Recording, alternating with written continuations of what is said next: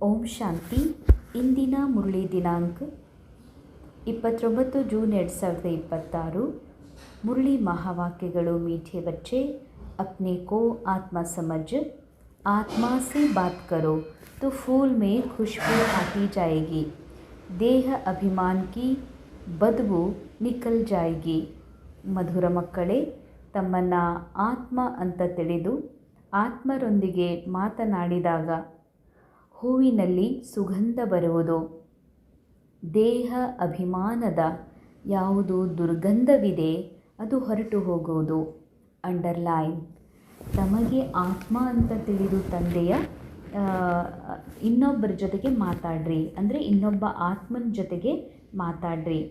ಯಾವಾಗ ಇನ್ನೊಬ್ಬ ಆತ್ಮನ ಜೊತೆಗೆ ಮಾತಾಡ್ತೀರಿ ಆಗ ಹೂವಿನಲ್ಲಿ ಸುಗಂಧ ಬರ್ತದೆ. ಅಂದರೆ ಆತ್ಮದ ರಿಯಲ್ ಫ್ರಾಗ್ನೆನ್ಸ್ ಏನಿದೆ, ಸುಗಂಧಿದೆ, ಅದರದ್ದು ಶಕ್ತಿಯ ವೈಬ್ರೇಷನ್ಸ್ ಏನಿದಾವ ಅವು ಹರಡುತ್ತದ, ಅವ್ರಿಗೆ ಹೋಗಿ ಟಚ್ ಆಗ್ತದ.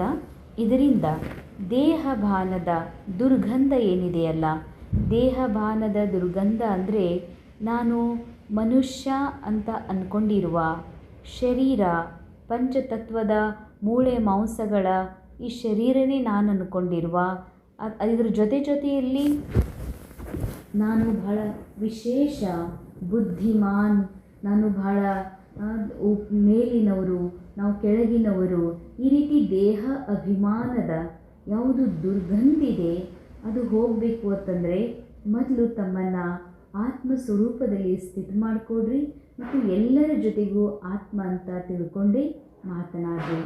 ಯಾಕೆ ಅಂದರೆ ದುರ್ಗಂಧ ಅಂತಂದರೆ ಇಲ್ಲಿವರೆಗೆ ನಾವು ತಿಳ್ಕೊಂಡಿದ್ವಿ ಅವರು ಏನಾದರೂ ಸಿಗರೇಟ್ ಸೇರ್ತಾರಂದ್ರೆ, ಅಥವಾ ದಾರು ಕುಡಿತಾರತ್ತಂದ್ರೆ, ಅಥವಾ ತಂಬಾಕು ತಿಂತಾರಂದ್ರೆ ಅವರ ಒಂದು ಮುಖದಿಂದ ದುರ್ಗಂಧ ಬರ್ತದ ಅಂಥೇಳಿ. ಬಹಳ ಕೆಟ್ಟ ದೃಷ್ಟಿ ಉಳ್ಳವರದಾರ, ಅಥವಾ ಯಾರು ಬಹಳಷ್ಟು ಕೆಟ್ಟ ಅವಾಚ್ಯ ಶಬ್ದಗಳನ್ನು ಹೇಳ್ತಾರ, ಅವ್ರಿಗೆ ನಾವು ತಿಳ್ಕೊಂಡಿದ್ವಿ ಬಹಳ ದುರ್ಗಂಧ ಉಳ್ಳಂಥ ಮನುಷ್ಯರು, ದುರ್ಭಾವನೆ ಉಳ್ಳವರು ಅಂತ ತಿಳ್ಕೊತಿದ್ವಿ. ಆದರೆ ನಮಗೆ ಪರಮಾತ್ಮ ಜ್ಞಾನಸಾಗರ ದುರ್ಗಂಧದ ಅರ್ಥವನ್ನು ಬೇರೆಯಾಗಿಯೇ ತಿಳಿಸಿದ್ದಾರೆ. ಕೇವಲ ಅವರಷ್ಟೇ ಅಲ್ಲ, ಯಾರನ್ನು ನಾನು ಯಾವ ಮಾನವರನ್ನು ನಾನು ಬಹಳ ಸಮೀಪ ಬಂಧುಗಳು ನನ್ನವರು ಅಂತ ತಿಳ್ಕೊಂಡಿದ್ದೀನಿ, ಅದರೊಳಗೆ ಅವರು ತಮಗೆ ನಾ ಆತ್ಮ ಅನ್ನುವಂಥ ಅರಿವಿಲ್ಲದೆ ತನಗೆ ದೇಹ ಅಂತನೋ, ತನಗೆ ತಾನು ಬಡವನಂತನೋ, ಶ್ರೀಮಂತ ಅಂತನೋ, ಕುರುಪಿ ಅಂತನೋ, ಬಹಳ ಸುಂದರನು ಅಂತನೋ ಅನ್ನುವ ಭಾವದಲ್ಲಿ ಮುಳುಗಿದಾರ. ದೈಹಿಕ ರೂಪದೊಳಗೆ ಅವ್ರ ಬುದ್ಧಿ ಮುಳುಗಿದೆ ಅಂತಂದ್ರೆ, ಅಥವಾ ದೇಹಕ್ಕೆ ಸಿಕ್ಕಿರುವಂಥ ಸಾಮಗ್ರಿಗಳ ಅಹಂಕಾರದಲ್ಲಿ ಅವ್ರ ಬುದ್ಧಿ ಮುಳುಗಿದೆ ಅಂತಂದ್ರೆ ಅವರು ಕೂಡ ದುರ್ಗಂಧ ಉಳ್ಳವರೇ. ಅದಕ್ಕಾಗಿ ಬಾಬಾ ಹೇಳ್ತಾರೆ, ಈ ದೇಹ ಅಭಿಮಾನದ ದುರ್ಗಂಧ ಹೋಗಬೇಕು ಅಂತಂದರೆ ಮೊದಲು ನೀವು ಆತ್ಮಸ್ಥಿತಿಯಲ್ಲಿ ಸ್ಥಿತಾಗ್ರಿ. ಯಾಕಂದರೆ ಆತ್ಮಸ್ಥಿತಿಯೇ ಎಲ್ಲದರ ಬೀಜ ಆಗಿದೆ. ಸದ್ಗುಣಗಳ, ಸತ್ಯ ಸುಗಂಧದ ಅಥವಾ ಸರ್ವಶಕ್ತಿಗಳ ಬೀಜವೇ ಆತ್ಮ ಸ್ವರೂಪವಾಗಿರುವ ಕಾರಣದಿಂದ ಆತ್ಮಸ್ಥಿತಿಯಲ್ಲಿ ಸ್ಥಿತಾದಾಗ ಆಟೋಮೆಟಿಕ್ಕಾಗಿ ಶಕ್ತಿಯ ಸದ್ಗುಣಗಳ ವೈಬ್ರೇಷನ್ಸ್ ಹರಡುತ್ತದೆ, ದೇಹಾಭಿಮಾನ ಸಮಾಪ್ತ ಆಗ್ತದೆ. ಪ್ರಶ್ನೆ: अपनी खुशबू चारों ओर फैलाने वाले सच्चे फूल व परवाने कौन है? ತಮ್ಮ ಖುಷ್ಬು ಸುಗಂಧವನ್ನು ಎಲ್ಲ ಕಡೆಯಲ್ಲೂ ಹರಡಿಸುವಂತಹ ಸತ್ಯ ಹೂಗಳು ಅಥವಾ ಸತ್ಯ ಪತಂಗಗಳು ಯಾರಾಗಿದ್ದಾರೆ? ಬಾಬಾ ಹೇಳ್ತಾರೆ ಉತ್ತರದಲ್ಲಿ, ಸಚ್ಚೆ ಫೂಲ್ ವಹ ಜೋ ಅನೇಕೋं को आप समान खुशबूदार फूल बनाए. ಸತ್ಯ ಸುಗಂಧ ಹೂಗಳು, ನಿಜವಾದ ಪರಿಮಳ ಸೂಸುವ ಹೂಗಳು ಅಂತಂದರೆ ಯಾರಪ್ಪ? ಸಮಾನ ಖುಷ್ಬು ಫೂಲ್ ಬನಾಯಿ ಅಂದರೆ ತಮ್ಮ ಥರನೇ, ಅಂದರೆ ತಾನು ಆತ್ಮಸ್ಥಿತಿಯಲ್ಲಿದ್ದುಕೊಂಡು ಅನ್ಯರನ್ನು ಕೂಡ ಆತ್ಮಿಕ ದೃಷ್ಟಿಯಲ್ಲಿ ನೋಡ್ತಾ ಅವರಿಗೂ ಕೂಡ ದೇಹಭಾನದಿಂದ ಯಾರು ಮುಕ್ತಗೊಳಿಸ್ತಾರೋ ಅವರೇ ನಿಜವಾದ ಸುಗಂಧಭರಿತ ಹೂಗಳು. श्रीमत पर चल, क्षमा पर जल मरने वाले, अर्थात पूरा पूरा बलिहार जाने वाले, जीते जी मरने वाले सच्चे परवानों की या ऐसे फूलों की खुशबू स्वतः ही चारों ओर फैलती है. ಇನ್ನು ಬಾಬಾ ನಿಜವಾದ ಪತಂಗ ಯಾರು ಅಂತ ಹೇಳ್ತಾರೆ. ಯಾವಾಗಲೂ ಪತಂಗಗಳ ಒಂದು ವಿಶಿಷ್ಟತೆ ಅಂದರೆ ಎಲ್ಲಿ ಬೆಳಕು ಕಾಣ್ತದೋ, ಎಲ್ಲಿ ಜ್ಯೋತಿ ಬೆಳಗುತ್ತಾ ಇರ್ತದೋ ಅಲ್ಲಿ ಅಲ್ಲಿ ಅವು ಅಟ್ರ್ಯಾಕ್ಟ್ ಆಗ್ತವೆ. ಪತಂಗಗಳು ಬರ್ತವೆ, ಆ ಬೆಳಕನ್ನು ಸ್ಪರ್ಶ ಮಾಡ್ತವೆ, ಅಲ್ಲಿ ತಮ್ಮ ಪ್ರಾಣ ಆಹುತಿ ಮಾಡ್ತವೆ. ಆದರೆ ಸತ್ಯ ಪತಂಗ ಅಂತ ಯಾಕೆ ಬಾಬಾ ಹೇಳ್ತಾರಂದರೆ, ಕೆಲವು ಪತಂಗಗಳು ಆ ಒಂದು ಅಗ್ನಿ ಅಥವಾ ದೀಪಕ್ಕೆ ದೂರದಿಂದಲೇ ವೀಕ್ಷಣೆ ಮಾಡ್ತಾವೆ, ಇದರಲ್ಲಿ ನನಗೇನಾದರೂ ಆಗಿತ್ತು ಅಂತ. ಅಥವಾ ಕೆಲವು ಭಾಳ ಸಮೀಪ ಬಂದು ರೌಂಡ್ ಹಾಕಿ ಹೊರಟು ಹೋಗ್ತವೆ. ಇನ್ನು ಕೆಲವು ಪತಂಗಗಳು ಸೀದಾ ಆ ಜ್ಯೋತಿಗೆ ಸ್ಪರ್ಶ ಮಾಡಿಕೊಂಡು ತಮ್ಮ ಪ್ರಾಣವನ್ನು ಕೊಟ್ಬಿಡ್ತವೆ. ಹಾಗೆ ಬಾಬಾ ಹೇಳ್ತಾರೆ, ನಿಜವಾದ ಆತ್ಮಾರೂಪಿ ಪತಂಗ ಯಾರು ಅಂತಂದರೆ ಯಾರು ಪೂರ್ಣ ಬಲಿಹಾರಿ ಆಗ್ತಾರೆ. ಬಲಿಹಾರಿ ಅಂತಂದರೆ ಈಗ ಪತಂಗದ ಹತ್ರ ಏನಿದೆ, ತನಗೊಂದು ಬಾಡಿ ಇದೆ, ಬಹಳ ಸೂಕ್ಷ್ಮವಾದ ನಿರ್ಮಲವಾದ ಒಂದು ಶರೀರ ಇದೆ. ಅದು ಶರೀರನೇ ಅದರ ಆಸ್ತಿ. ಆ ಶರೀರವನ್ನು ದೀಪಕ್ಕೆ ಆಹುತಿ ಮಾಡ್ತದೆ. ಹಾಗೆ ನಮ್ಮ ಹತ್ರ ಏನಿದೆ ಅಂತಂದರೆ, ನಮ್ಮ ಹತ್ರ ಶರೀರ ಇದೆ, ನಮ್ಮ ಹತ್ರ ಹೆಸರಿದೆ, ನಮ್ಮ ಹತ್ರ ಟ್ಯಾಲೆಂಟ್ ಇದೆ, ನಮ್ಮ ಹತ್ರ ಸಂಬಂಧಗಳಿವೆ, ವಸ್ತುಗಳಿವೆ. ಇವೆಲ್ಲವೂ ನಾನಲ್ಲ, ಇವು ಯಾವುದೂ ನಂದೂ ಅಲ್ಲ. ಇದೆಲ್ಲವೂ ಡ್ರಾಮಾದೊಳಗೆ ಡೈರೆಕ್ಟರ್ನಿಂದ ಸಿಕ್ಕಿರುವಂಥವು. ಇದ್ರದ್ದೇ ನಮಗೆ ಅಭಿಮಾನ ಇದೆ, ನನ್ನ ಹತ್ರ ಇದು ಇದೆ, ಅದು ಇದೆ, ನಾನು ಎಷ್ಟು ಹುಷಾರಿದ್ದೀನಿ ಅನ್ನುವಂಥದ್ದು. ಈ ಅಹಂಕಾರವನ್ನು, ಈ ಅಜ್ಞಾನವನ್ನು ಯಾರು ಬಲಿ ಕೊಡ್ತಾರೋ, ತಂದೆಗೆ ಅರ್ಪಣೆ ಮಾಡಿಬಿಡ್ತಾರೋ, ಜೀವಂತವಿರುವಾಗಲೇ ಈ ನಾನು ಎನ್ನುವ ಅಹಂಕಾರವನ್ನು ಸಾಯಿಸ್ತಾರೋ, ಅವರೇ ಸತ್ಯ ಪತಂಗಗಳು. ಈ ರೀತಿ ಈ ರೀತಿ ಹೂಗಳಿಂದಲೇ ನಿಜವಾದ ಸತ್ಯ ಸುಗಂಧ ಹರಡೋದಕ್ಕೆ ಸಾಧ್ಯವಿದೆ. ಇಂದಿನ ಮುರಳಿಯ ಮಹಾವಾಕ್ಯ, धारणा पॉइंट्स: स्वयं को आत्मा समझ आत्मा से बात करनी है. ಸ್ವಯಂ ತಮಗೆ ತಾವು ಆತ್ಮ ಅಂತ ತಿಳಿದು ಆತ್ಮಗಳ ಜೊತೆಗೆ ಮಾತನಾಡಬೇಕಾಗಿದೆ. ದೇಹಿ ಅಭಿಮಾನಿ ಬನ್ಕರ್ ಸುನಾನೆ ಸೆ ಧಾರಣಾ ಅಚ್ಚಿ ಹೋಗಿ. ಅಂಡರ್ಲೈನ್: ಸ್ವಯಂವನ್ನು ಆತ್ಮ ಅಂತ ತಿಳಿದು ಆತ್ಮರ ಜೊತೆಗೆ ಮಾತನಾಡ್ರಿ. ದೇಹಿ ಅಭಿಮಾನಿಯಾಗಿ ನೀವು ಒಂದು ವೇಳೆ ಜ್ಞಾನವನ್ನು ಕೇಳ್ತೀರಿ ಅಂತಂದ್ರೆ, ಮತ್ತು ಇನ್ನೊಬ್ಬರಿಗೆ ದೇಹಿ ಅಭಿಮಾನಿಯಾಗಿಯೇ ಹೇಳ್ತೀರಿ ಅಂತಂದ್ರೆ ನಿಮ್ಮಲ್ಲಿ ಧಾರಣೆಯು ಹೆಚ್ಚುತ್ತಾ ಹೋಗ್ತದೆ. सेकेंड पॉइंट: नींद को जीतने वाला बनना है, रात को जाग कर कमाई करने हैं. अंडरलाइन: ನಿದ್ರಾ ಜೀತರು ಆಗ್ರಿ, ರಾತ್ರಿ ಜಾಗೃತವಾಗಿದ್ದುಕೊಂಡು ಗಳಿಕೆಯನ್ನು ಮಾಡಿರಿ. ಭಾಳ ಸೂಕ್ಷ್ಮ ಮಾತಿದೆ, ನಿದ್ರೆಯನ್ನು ಗೆದೆಯೋರಾಗ್ರಿ ಅಂತ. ನಿದ್ರೆ ಗೆದೆಯರು ಅಂತಂದರೆ ಇನ್ನೂ ಮೊದಲು ನಿದ್ರೆ ಮಾಡಲಿಕ್ಕೆ ಹೆಚ್ಚು ಸಮಯ ಸಿಗ್ತಿತ್ತು. ಇವತ್ತಿನ ಸಮಯದಲ್ಲಿ ಇನ್ನೂ ಎಷ್ಟು ಜरूरतದ ಅಷ್ಟು ನಿದ್ರೆ ಮಾಡಲಿಕ್ಕೂ ಕೂಡ ಆಗ್ತಾಯಿಲ್ಲ. ಆದರೂ ಬಾಬಾ ನಿದ್ರಾಜೀತ್ ಆಗ್ರಿ ಅಂತ ಯಾಕೆ ಹೇಳ್ತಿದ್ದಾರೆ ಅಂದರೆ, ಸ್ವಯಂ ಆತ್ಮ ನಿದ್ರಾಜೀತ್ ಇದೆ, ಆತ್ಮ ನಿದ್ರೆಯಿಂದ ಪರೆ ಇದೆ. ನಿದ್ರೆ ಯಾರಿಗೆ ಅಂತಂದರೆ ಈ ರೋಲ್ನ ಮನಸ್ಸಿಗೆ, ಈ ಬ್ರೇನಿಗೆ ನಿದ್ದೆಯ ಅವಶ್ಯಕತೆ ಇದೆ. ನಾನು ಆತ್ಮ ಇದ್ದೀನಿ, ನಿದ್ರಾಜೀತ್ ಆಗ್ರಿ ಅಂತ ಬಾಬಾ ಯಾರಿಗೆ ಹೇಳ್ತಿದ್ದಾರೆ ಅಂದರೆ ಈ ಮನಸ್ಸಿಗೆ. ಯಾಕೆ ಈ ಮನಸ್ಸು ತಿಳ್ಕೊಂಡಿದೆ, ನನ್ನ ನಿದ್ದೆನೇ ಹತ್ತಿಲ್ಲ, ನನ್ನ ನಿದ್ದೆನೇ ಬರ್ತಾಯಿಲ್ಲ, ನನ್ನ ನಿದ್ದೆ ಬಂದಿದೆ, ನನಗೆ ಭಾಳ ನಿದ್ದೆ ಮಾಡಬೇಕಂತ ಅನ್ನಿಸ್ತಾ ಇದೆ ಅಂತಿದು ತಿಳ್ಕೊಂಡಿದೆ. ಅದಕ್ಕೆ ಬಾಬಾ ಹೇಳ್ತಾರೆ, ನಿದ್ರಾಜೀತ್ ಅಂದರೆ ಆತ್ಮ ನಿದ್ರಾಜೀತ್ ಇದೆ, ಹಾಗೆ ಮೂಲ ಮನಸ್ಸು ಕೂಡ ನಿದ್ರಾಜೀತ್ ಇದೆ. ಈ ನಿದ್ರೆಯ ಸುಖದಿಂದ ಪರೆ ಇದೆ. ಹಾಗೆ ಬಾಬಾ ಹೇಳ್ತಾರೆ, ಪುನಃ ಸತ್ಯವನ್ನು ಅನುಭವ ಮಾಡಿ ನಿದ್ರಾಜೀತರಾಗ್ರಿ. ರಾತ್ರಿ ಎದ್ದು ಯೋಗ ಮಾಡಿರಿ, ಗಳಿಕೆ ಮಾಡಿಕೊಡ್ರಿ ಅಂತಾರೆ ಬಾಬಾ. ಯಾವ ರಾತ್ರಿ ಎದ್ದು? ಹಾಗಂತೂ ಅತಿ ಜರೂರಿ ಅದ ಅಮೃತ ವೇಳೆ. ಬಾಬಾ ಹೇಗೆ ಅಮೃತ ವೇಳೆಗೆ ರಾತ್ರಿ ಅಂತಾರೆ ಸಾಕಾರ ಮುರಳಿಯಲ್ಲಿ, ಅಮೃತ ವೇಳೆ ಎದ್ದು ಯೋಗವನ್ನಂತೂ ಜೋಡಿಸಬೇಕಾಗಿದೆ ಬಾಬಾ ಜೊತೆಗೆ. ಆದರೆ ಅತಿ ಸೂಕ್ಷ್ಮವಾದ ಈ ರಾತ್ರಿಯ ಅರ್ಥ, ಈ ಗಳಿಕೆಯ ಅರ್ಥ ಏನು ಅಂತಂದರೆ, ಯಾವ ಸತ್ಯ ಜ್ಞಾನ ಬಾಬಾ ನಮ್ಗೆ ಕೊಟ್ಟಿದ್ದಾರೋ ಆ ಜ್ಞಾನದ ಪೂರ್ಣ ಧಾರಣೆ ಏನಿದೆ ಅದು ಯೋಗದಿಂದ ಸಾಧ್ಯ. ಅದಕ್ಕಾಗಿ ಯೋಗವನ್ನು, ಗಳಿಕೆಯನ್ನು ಹೆಂಗೆ ಮಾಡ್ಕೋಬೇಕು ಅಂದರೆ ರಾತ್ರಿ ಎದ್ದು. ರಾತ್ರಿ ಹದ್ದಿನ ರಾತ್ರಿ ಅಂತಂದರೆ ಯಾವಾಗ ರಾತ್ರಿ 8 ಆಗ್ತದ, 9, 10 ಆಗ್ತದೋ, 12, 1, 2 ಹೀಗೆ ಈ ಒಂದು ಟೈಮ್ ಒಳಗೇನು ಕತ್ಲಿ ಇರ್ತದೋ ಪ್ರಾಕೃತಿಕವಾಗಿ ಇದಕ್ಕೆ ನಾವು ರಾತ್ರಿ ಅಂತೀವಿ. ಅದಕ್ಕೆ ಬೆಳಗಿನ ಜಾವದಲ್ಲಿ ಬ್ರಾಹ್ಮಿ ಮುಹೂರ್ತದಲ್ಲಿ ಎದ್ದು ತಪಸ್ಸನ್ನು ಮಾಡ್ತೀವಿ. ಇದು ಹದ್ದಿನ ಒಂದು ಲೆವೆಲ್ಲೊಳಗೆ, ಬೇಹದ್ದಿನ ಲೆವೆಲ್ಲೊಳಗೆ ರಾತ್ರಿ ಎತ್ತಂದರೆ ಪೂರಾ ಈ ಕಲಿಯುಗ ಅಂತಿಮ ಸಮಯ ಏನಿದೆ ಇದು ರಾತ್ರಿ. ಈ ಒಂದು ಕೊನೆಯ ಜನ್ಮ ಏನಿದೆ ಇದು ರಾತ್ರಿಯ ಸಮಯ.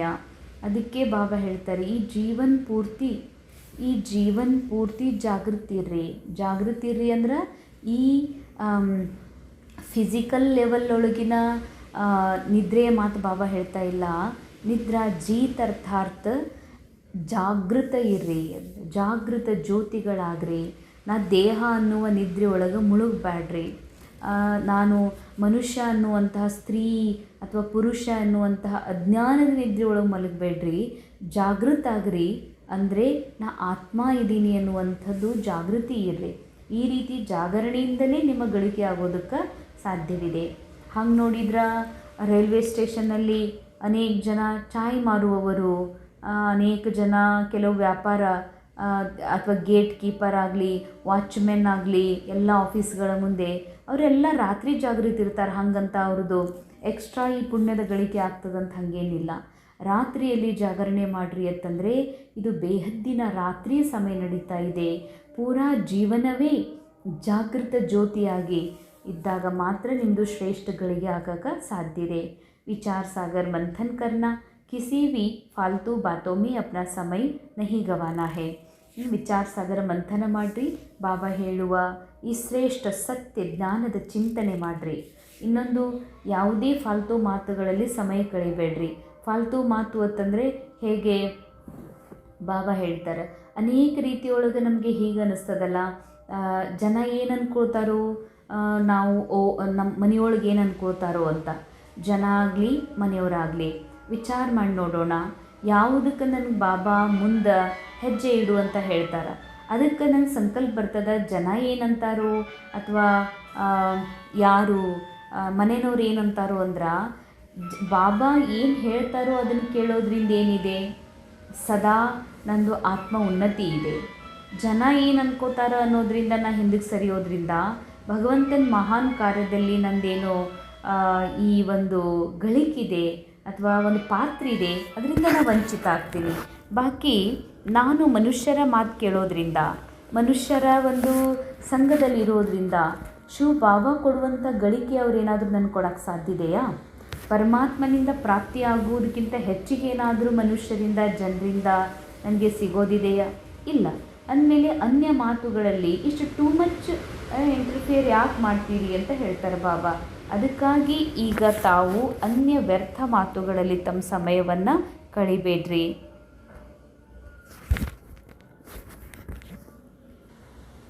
वरदान, तपस्या द्वारा अपने विकर्मों व तमोगुण के संस्कारों को भस्म करने वाले तपस्वी मूर्त भव.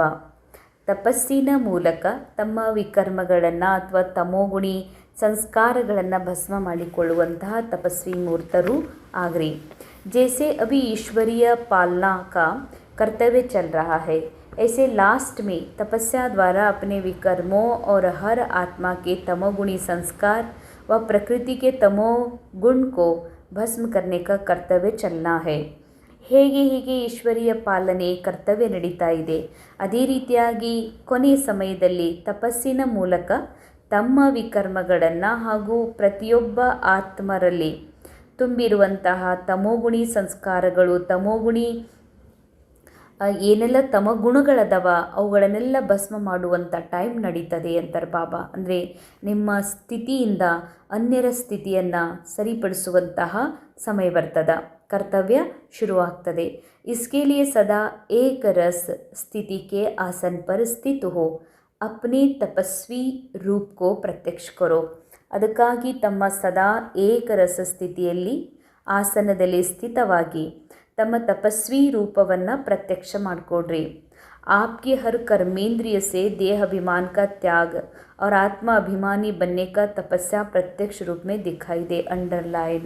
ಎಷ್ಟು ಸೂಕ್ಷ್ಮ ದಿವ್ಯ ಮಹಾವಾಕ್ಯ ಇದರಲ್ಲಿ ಸೂಕ್ಷ್ಮತೆ ತುಂಬಿದೆ. ಅಂದರೆ ನಿಮ್ಮ ಪ್ರತಿಯೊಂದು ಕರ್ಮೇಂದ್ರಿಯಗಳಿಂದ, ಅಂದರೆ ಕಣ್ಣಿನಲ್ಲಿ ದೇಹ ನೋಡುವ ದೃಷ್ಟಿ, ಕಿವಿಗಳ ಮೂಲಕ ಮನುಷ್ಯರ ಮಾತುಗಳು ಕೇಳುವಂಥ ಹಂಬಲ, ಅಥವಾ ಶಬ್ದದ ಮೂಲಕ ಸದಾ ಈ ಸಾಕಾರ ಪ್ರಪಂಚ, ದೇಹದ ಸಂಬಂಧಗಳ ವರ್ಣನೆ, ಅದರ ಅವಗುಣಗಳ ವರ್ಣನೆ ಮಾಡುವಂತಹ ಈ ಕರ್ಮೇಂದ್ರಿಯಗಳಿಂದ ದೇಹ ಅಭಿಮಾನ ಏನಿದೆಯಲ್ಲ ಅದನ್ನೆಲ್ಲ ತ್ಯಾಗ ಮಾಡಿರಿ. ನಾವು ಈ ಮಂತಂದವರು, ನಾವು ಹೀಗೆಲ್ಲ ಮಾಡ್ತೀವಿ, ನಮ್ಮ ಮೊಮ್ಮಕ್ಕಳು ಹುಟ್ಟಿದ್ರು, ನಮ್ಮಂಥ ಮೊಮ್ಮಕ್ಕಳೇ ಯಾರಿಗೂ ಇಲ್ಲ, ಹೀಗೆ ಯಾವತ್ತಿಗೂ ಈ ಶಬ್ದಗಳಿಂದ ದೇಹದ ವರ್ಣನೆಯೇ ನಡೀತಾ ಇದೆ. ಬರೀ ದೇಹ ಅಭಿಮಾನನೇ ತುಂಬಿದೆ ಅಂತಾರೆ ಬಾಬಾ. ಇದರ ತ್ಯಾಗ ಮಾಡಿರಿ. ಆತ್ಮ ಅಭಿಮಾನಿ ಆಗೋದಕ್ಕಾಗಿ ತಪಸ್ಯವನ್ನು ಪ್ರತ್ಯಕ್ಷ ರೂಪದಲ್ಲಿ ತಗೊಂಡು ಬನ್ನಿರಿ. ಸ್ಲೋಗನ್: ಸಂಸ್ಕಾರೋं की टक्कर से बचने के लिए बालक और मालिकपन का ಬ್ಯಾಲೆನ್ಸ್ ರಖೋ. ಸಂಸ್ಕಾರಗಳಿಗೆ ಡಿಕ್ಕಿ ಹೊಡೆಯೋದ್ರಿಂದ ಉಳಿಬೇಕು ಅಂತಂದ್ರೆ ಬಾಲಕ್ ಮತ್ತು ಮಾಲಿಕ್ಪನ್ದ ಬ್ಯಾಲೆನ್ಸ್ ಇಡ್ರಿ. ಅಂದರೆ ಸಂಸ್ಕಾರಗಳ ಟಕ್ಕರ್, ಅವರ ನಮ್ಮ ಮಧ್ಯದಲ್ಲಿ ಏನಾದರೂ ಘರ್ಷಣೆ ಆಗ್ತದ, ಮತ್ತು ಪದೇ ಪದೇ ಜಗಳ ಆಗ್ತದ, ವೈಮನಸ್ಸು ಆಗ್ತದ, ಏನೋ ಮನಸ್ಸು ಕೆಡ್ತದತ್ತಂದ್ರೆ ಇದಕ್ಕಂತಾರ ಸಂಸ್ಕಾರಗಳ ಡಿಕ್ಕಿ ಹೊಡೆಯೋದು ಅಂತ. ಅವ್ರದ್ದು ನಮ್ಮದು ಘರ್ಷಣೆ ಆಗ್ತದ, ಜಗಳ ಆಗ್ತದ ಬರೀ. ಇದರಿಂದ ಉಳಿಬೇಕಂದ್ರೆ ಏನು ಮಾಡಬೇಕು? ಬಾಲಕ್ ಅವ್ರ ಮಾಲಿಕ್ಪನ್ಕ ಬ್ಯಾಲೆನ್ಸ್. ಎಲ್ಲಿ ಬಾಲಕ್ ಆಗಬೇಕು, ಎಲ್ಲಿ ಮಾಲೀಕ ಆಗಿರಬೇಕು. ನಾನು ನನ್ನ ಕರ್ಮೇಂದ್ರಿಯಗಳಿಗೆ ಮಾಲೀಕ ಆಗಬೇಕಾಗಿದೆ.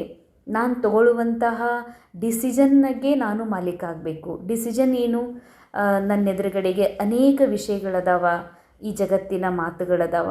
ನನ್ನ ಎದುರುಗಡೆಗೆ 5 ಸ್ವರೂಪಗಳ ಅಭ್ಯಾಸನೂ ಇದೆ. ನನಗೆ ಸ್ವಯಂ ಪರಮಾತ್ಮ ನನಗೆ ಕಲಿಸ್ಕೊಟ್ಟಿದ್ದಾರೆ. ನಾ 5 ಸ್ವರೂಪಗಳ ಅಭ್ಯಾಸದಿಂದ ಮನಸ್ಸನ್ನು ಸ್ಥಿರಗೊಳಿಸಬೇಕು ಅಥವಾ ಮಾತಿನ ಲೋಕದೊಳಗೆ ಮತ್ತಷ್ಟು ಮುಳುಗಬೇಕು. ಈ ಡಿಸಿಷನ್ ಸ್ವಯಂ ನಂದಾಗಿದೆ. ಇಂಥ ಡಿಸಿಷನ್ ತಗೊಳ್ಳೋದ್ರಲ್ಲಿ ಮಾಲೀಕಾಗ್ರಿ. ಬಾಲಕ್ ಎಲ್ಲಾಗ್ರಿ? ಎಲ್ಲಿ ನಮಗೆ ಕೇವಲ ಅಲ್ಲಿ ನಾವು ಚಿಕ್ಕವರಿದ್ದೀವತ್ತಂದ್ರೆ, ಅಥವಾ ಎಲ್ಲಿ ನಾವು ಅಲ್ಲಿ ನಿಮಿತ್ತಿಲ್ಲ ಅಂತಂದ್ರೆ ಅಲ್ಲಿ ನಮ್ಗೆ ಗೈಡೆನ್ಸ್ ಕೊಡ್ಲಿಕ್ಕೆ ಹೋಗೋದು, ನಾವು ಒಂದು ಸಜೆಷನ್ ಕೊಡ್ಲಿಕ್ಕೆ ಹೋಗೋದು, ಹಿಂಗೆ ಮಾಡಿರಿ ಅಂತ ಹೇಳೋದು, ಹಿಂಗೆ ಯಾಕೆ ಮಾಡಿಲ್ಲ ಅಂತ ಅನ್ನೋದು ಅಂತಂದ್ರೆ ನಿಮ್ಮ ಬಾಲಕ ಸ್ಥಿತಿಯೊಳಗಿಲ್ಲ. ಬಾಲಕ ಆದ್ವಿ ಅಂತಂದರೆ ನಾವು ಕೇವಲ ಸೇವೆ ಮಾಡುವಂಥವ್ರು. ಅವ್ರು ಏನು ಹೇಳ್ತಾರ ಹಂಗೆ ಮಾಡಿಬಿಡೋದು. ಬಾಬಾ ಹೇಳ್ತಾರೆ ಇದನ್ನು ಸಂಸ್ಕಾರಗಳ ಡಿಕ್ಕಿನೇ ಹೊಡೆಯೋದಿಲ್ಲಲ್ಲ. ನಾವು ಅಡುಗೆ ಮಾಡ್ತಾಯಿದ್ದೀವಿ ಇಬ್ಬರು ಸೇರಿ, ಮುಖ್ಯವಾಗಿ ಅವ್ರ ಜೊತೆಯಲ್ಲಿ ನಾನು ನಿಂತ್ಕೊಂಡಿದ್ದೀನಿ ಅಂತಂದ್ರೆ ಅವ್ರು ಏನು ಹೇಳ್ತಾರ ಅಷ್ಟೇ. ಅವರು ಚಮ್ಮಚ್ಲೆ ತಿರುಗಿಸುವತ್ತಂದ್ರೆ ತಿರುಗಿಸೋದು, ಇದು ನೋಡ್ಕೋ ಅಂತಂದ್ರೆ ನೋಡ್ಕೊಳ್ಳೋದು, ಉರಿ ಸ್ವಲ್ಪ ಹೆಚ್ಚಿಗಿಡು ಅಂದರೆ ಹೆಚ್ಚಿಗೆ ಮಾಡೋದು ಬಾಲಕ ಸ್ಥಿತಿ ಅಂತ ಹೇಳ್ತಾರೆ. ಇಲ್ಲ, ಉರಿ ಈಗ ಹೆಚ್ಚಿರಬಾರ್ದು, ಕಮ್ಮಿರಬೇಕು, ಕಮ್ಮಿರಬಾರ್ದು, ಹೆಚ್ಚಿರಬೇಕು, ಉಪ್ಪು ಇನ್ನೊಂದು ಸ್ವಲ್ಪ ಹಾಕ್ರಿ, ಖಾರ ಇನ್ನೊಂದು ಸ್ವಲ್ಪ ಹಾಕ್ರಿ. ಈ ಥರ ನಾವು ಮಾಲೀಕಾಗಿ ಆರ್ಡರ್ ಮಾಡ್ತಾ ಹೋದ್ವಿ ಅಂತಂದ್ರೆ ಆಗ ಇಬ್ಬರ ಮಧ್ಯದಲ್ಲಿ ಡಿಕ್ಕಿ ಆಗ್ತದ. ಎಲ್ಲಿ ನಿನಗೆ ಕೇಳಲಾಗ್ತದ ಏನು ಮಾಡಲಿ ಅಂತ ಅಲ್ಲಿ ಮಾಲೀಕಾಗಿ ಸಜೆಷನ್ ಕೊಡು. ಎಲ್ಲಿ ನಿನ್ನ ಮಾತು ನಡೆಯೋದಿಲ್ಲ ಅಂದ್ರೆ ಅಲ್ಲಿ ಬಾಲಕನಾಗಿ ಸೇವೆ ಮಾಡು. ಇದ್ರ ಬ್ಯಾಲೆನ್ಸ್ ಇತ್ತು ಅಂತಂದರೆ ಬಾಬಾ ಹೇಳ್ತಾರೆ ಯಾವುದೇ ಘರ್ಷಣೆ ಆಗೋದಿಲ್ಲ. ವ್ಯಕ್ತಿಶಾರೆ ಸದಾ ಹರ್ಷಿತರಾಗಿರೋದಕ್ಕಾಗಿ ತಮ್ಮ ನೇಚರನ್ನು ಸರಳ ಮಾಡಿಕೊಡ್ರಿ ಮತ್ತು ಸಹನಶೀಲರು ಆಗ್ರಿ. बाबा को भोलानाथ कहते हैं, लेकिन ऐसा भोला नहीं जो सामना न कर सके. ಬಾಬಾರವರಿಗೆ ಭೋಲಾನಾಥ್ ಅಂತ ಹೇಳಲಾಗ್ತದೆ. ಆದರೆ ಇಂತಹ ಭೋಲಾ ಅಲ್ಲ, ಅವರು ಎದುರಿಸಲಿಕ್ಕೆ ಸಾಧ್ಯ ಆಗೋದಿಲ್ಲ ಅಂತ. ಭೋಲಾನಾಥ್ಗೆ ಸಾಥ್ ಸಾಥ್ ಆಲ್ ಮೈಟಿ ಅಥಾರಿಟಿ ಭಿ ಹೇ. ಭೋಲಾನಾಥ್ ಆಗಿರೋದ್ರ ಜೊತೆಯಲ್ಲಿ ಶಿವಬಾಬಾ ಆಲ್ ಮೈಟಿ ಅಥಾರಿಟಿ ಇದ್ದಾರೆ. ಆಪ್ ಭಿ ಅಪ್ನೆ ಶಕ್ತಿ ಸ್ವರೂಪ್ ಕೋ ಭೂಲ್ ಸಿರ್ಫ್ ಭೋಲೆ ನಹಿ ಬನ್ನ.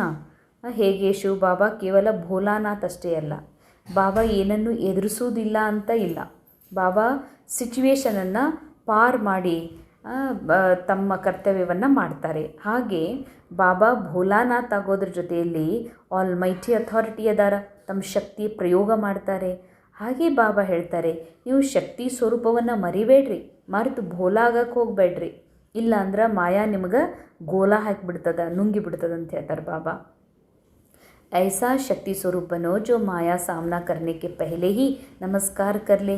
ಈ ರೀತಿ ಶಕ್ತಿ ಸ್ವರೂಪರಾಗ್ರಿ. ಯಾವುದು ಮಾಯಾ ನಿಮಗೆ ಎದುರಿಸ್ಲಿಕ್ಕೆ ಬರೋಕ್ಕಿಂತ ಮೊದಲೇ ನಮಸ್ಕಾರ ಮಾಡಿ ಹೋಗಬೇಕು. ಬಹುತ್ ಸಾವಧಾನ್, ಖಬರ್ದಾರ್, ಹೋಶಿಯಾರ್ ರೆಹನಾ.